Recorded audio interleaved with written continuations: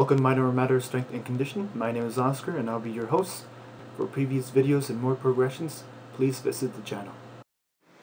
Hi, my name is Oscar. Welcome to Minor Matter Strength and Conditioning. Thank you guys for joining me. Now this is a quick lower back remedy that you can use. Now this one, especially if you have a stuck joint in your back, usually happens in the morning when you cough and you throw out your back. One of the exercises and stretches that you can do to help alleviate that is by activating a muscle known as the quadratus lumborum. It kind of it's shaped like a rectangle, and that's why it's called the quadratus lumborum. It's located in the lower back. Now the thing that you want to do is it's a very simple method. What you want to do is you want to lift up your toe without bending your knee. So once again, you're going to lift up your toe as high as you can without bending your knee. Now if you need to hold on to the wall, do so. And if you have a really tight back, you're probably not going to get that much range of motion on your feet. But good range of motion is actually lifting up your toe as high as your ankle. But what happens if your lower back is really tight, it restricts a lot of movements because something is not working correctly, either a joint or a muscle. But doing this will really help not only increase blood flow, but will help alleviate a lot of the pain that's associated with lower back. And you can see how these muscles are working as I go back up and go back down. So doing 15 to 20 repetitions, holding it for 1 or 2 seconds will help. So I would recommend doing 20 for the first one. And you can see how these muscles are working. Now what you're going to find out, you put your hand behind your back, and if you lift your left hand, the right leg will support you. And if the right leg supporting you, that means your left muscle back over here is going to be doing all the work. And that's because your body works contralateral, meaning that if your left side's working, then the opposite muscle is doing a lot of the work. Now, if you're doing this correctly, you're going to feel it here, back over here, stretch back over here, but you're also going to feel it a lot in your butt because that's the muscle that's being activated. Now after you're done, you're going to go back, and once again, at first you're probably not going to get that movement, but it's very important to keep your knees straight. So as you keep your knees straight, you might not be able to lift it that much, but after you do a few more of these, you're going to get more and more range of motion as these muscles are now working.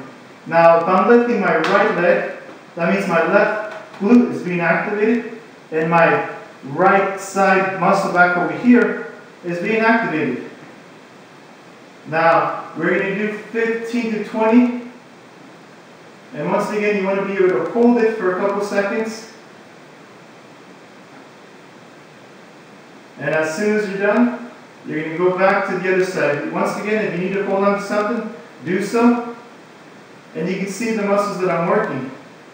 So I'm starting to feel it right here in my butt.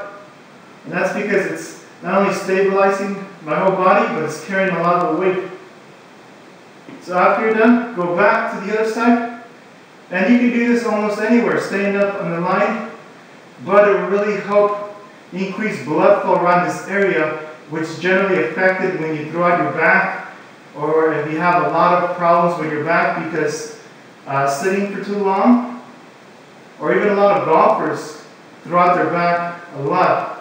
So doing this will really help decrease the pain in your lower back by increasing blood flow to help deliver more nutrients, and not only to just activate the muscles. So once again, you're going to lift it up. Now the analogy I like to use is muscles are kind of like plastic. Now when you heat up plastic, it's very malleable. You can pretty much create anything with it.